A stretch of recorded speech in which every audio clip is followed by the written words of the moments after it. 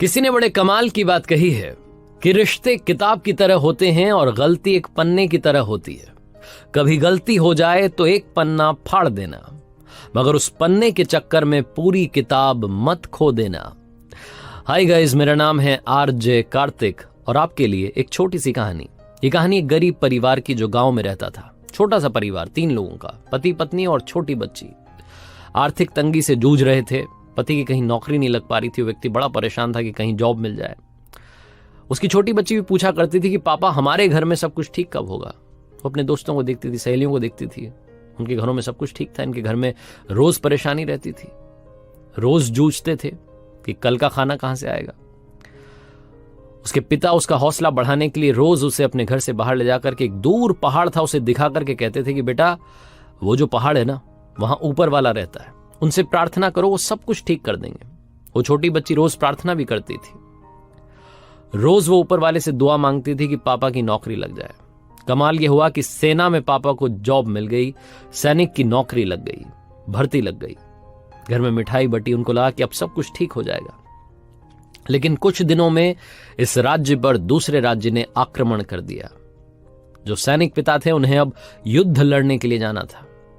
अपने परिवार का प्यार लेकर के रवाना हो रहे थे। छोटी बच्ची अपने पिता के गले लगी हुई थी और कह रही थी कि पापा मत जाओ, मैं बुरी हूं, मैंने आपके लिए ऐसी नौकरी मांग ली जिसमें आपकी जान पर बनाई है। आप युद्ध के लिए मत जाओ, हमारे साथ रहो ना। बहुत कुछ उस बच्ची ने कहा। उसकी आंखों में आंसू थे। उसके पिता ने कहा कि नहीं बेटा, अब तो जाना होगा। इस राज्य के लिए अपनी जान भी चली जाए तो कौन सी बड़ी बात है। वो ये सब कह रहे थे और बच्ची रो रही थी। तभी उस बच्ची ने कहा कि पापा, बस एक काम कर देना, वो जो ऊपर वाला वहां पहाड़ पर रहता है ना, उनको मेरी ये चिट्ठी दे देना, बस इतना सा काम मेरे लिए कर देना। उसके पिता हल्के से मुस्कुराए कि बच्ची ने तो वाकई में मान लिया है कि वहां पहाड़ पर ऊपर वाला रहता है। वो चिट्ठी अपने बैग में रख करके वो सैनिक रवाना हो गया। अपने बाकी सैनिक साथियों से मिला और वो टुकड़ी जो थी युद्ध के लिए निकल गई। पहाड़ पर चढ़ रहे थे। मालूम था कि आगे सरहद आ जाएगी, उसके बाद में तो हमारा देश ही खत्म हो जाएगा। तो एक आखिरी पोस्ट ऑफिस था, वहां जो लेटर बॉक्स होता है, उसमें जाकर के इस सैनिक पिता ने वो चिट्ठी डाली। और चिट्ठी डालने से पहले उस पर लिख दिया अपने हाथ से कि बेटा, माफ करना, यहां कोई ऊपर वाला नहीं रहता है, मैं तो तुम्हारा हौसला बढ़ा रहा था। उसे लगा कि ये चिट्ठी वापस अपने घर भेज देता हूं, बच्ची को मिल जाएगी और बच्ची समझ जाएगी कि पापा झूठ बोल रहे थे। थोड़ा सा गुस्सा होगी, लेकिन क्या हो गया, अब मैं तो जा रहा हूं उस युद्ध में, पता नहीं जान बचेगी नहीं बचेगी। भीषण युद्ध हुआ। 2-3 महीने तक युद्ध चला। एक एक करके इनके सैनिक मरते जा रहे थे। उस गांव में खबर फैल गई कि वो टुकड़ी खत्म हो गई है, वही टुकड़ी जिसमें इस बच्ची के पापा गए थे। घर में शोक का माहौल था, दुख का माहौल था, मातम था। बच्ची बहुत रोई कि ये क्या कर दिया ऊपर वाले, आपने तो मेरे पिता को मुझसे छीन लिया। 3-4 महीने के बाद घर के दरवाजे पर एक व्यक्ति आकर के खड़ा हुआ, पतला दुबला सा, हाल बेहाल, फटे हाल, ऐसा लग रहा बहुत किसी ने मारा है।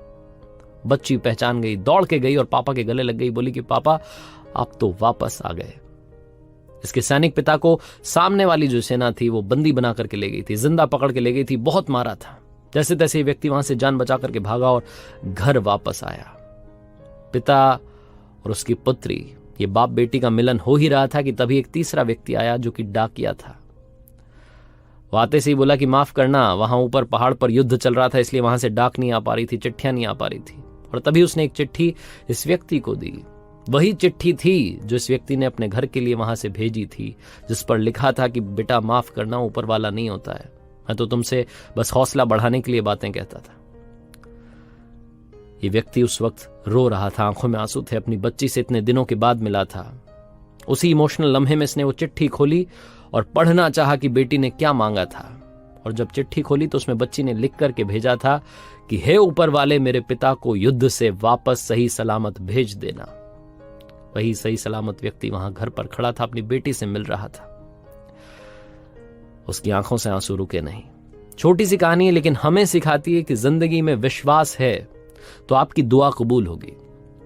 वो ऊपर वाला आपकी भी सुनेगा। अगर आपने दिल से कुछ मांगा है तो वो आपको जरूर जरूर जरूर मिलेगा। बस आपके फेथ में, आपके बिलीफ में कमी नहीं आनी चाहिए, श्रद्धा में कमी नहीं आनी चाहिए, क्योंकि ऊपर वाला सिर्फ और सिर्फ भाव का भूखा है। अगर आपके भाव सच्चे हैं तो आप जो चाहते हैं वो आपको मिलकर के रहेगा, चाहे उसके लिए कितना भी वक्त लग जाए। आरजे कार्तिक इसलिए आपसे हमेशा कहता है कि ऊपर वाले के आशीर्वाद के साथ, अपनी सच्ची मेहनत के साथ और अपनों के प्यार के साथ कर दिखाओ कुछ ऐसा कि दुनिया करना चाहे आपके जैसा।